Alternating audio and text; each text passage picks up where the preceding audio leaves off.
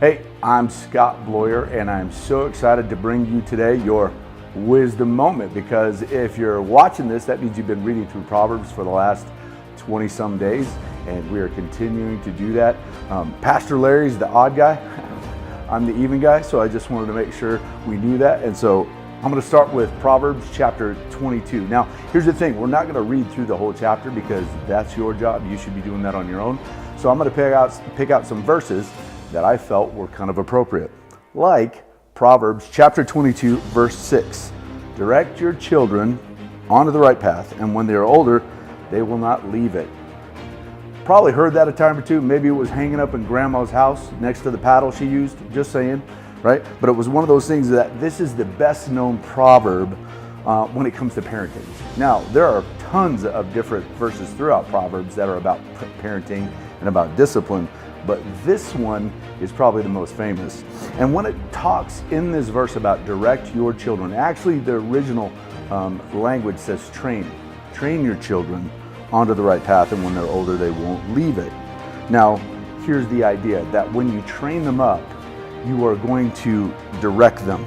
You're gonna set aside, you're gonna narrow what happens in their life. The goal is that you narrow it down so that there's biblical wisdom and leadership, that you dedicate your life to them understanding who God is and how they're supposed to live their life as they follow Him. You are to prepare your children to live out that life, giving them options and opportunities to grow in faith. And then the last thing is you're supposed to exercise and train them for adulthood.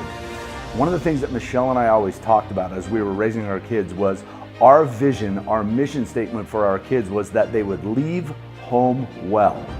Now, first part was really important, that they left home, right? Because we have a lot of young men and women that are still sitting in the basement playing Xbox, doing their thing instead of leaving home. Now, granted, there's some housing issues. I'm not going to blast people for that. But if you're still sitting at home playing the Xbox and not having a job, we didn't prepare them well to be an adult. So one of the things that we always said was we wanted our kids to leave home well. And each one of our kids left, went to college, and praise Jesus, didn't come back. So I'm just saying, this is what we're talking about, preparing them for adulthood. Chapter 22, verse 6 is going to be always a powerful verse that we can walk through. And then there is chapter 22, verse 13, where it says, the lazy person claims there's a lion outside. If I go outside, I might be killed. You know what that is? That's just someone who knows how to make an excuse not to go to work. So they're just saying, you know what? There might be a lion out in Aurora, so I don't have to go get a job. Wrong answer, Tiny Tim. Again, it's about developing them, preparing them to live life. See, this is important for us to understand as we get to verse 15, which is another verse on parenting. It says, a youngster's heart is filled with foolishness, but physical discipline will drive it far away. We all know that when people are young, sometimes they act foolish.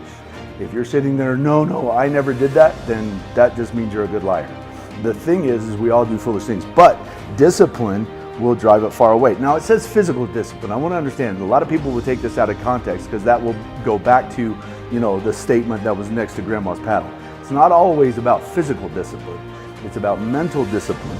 It's about verbal discipline. It's about experiential discipline. See, as parents, we have different ways to parent. And so it's not always physical, hey, I'm going to whoop you. It's also, how can I train you up and prepare you for adulthood? Hey, that's your wisdom moment from Proverbs 22. Hope you enjoyed it.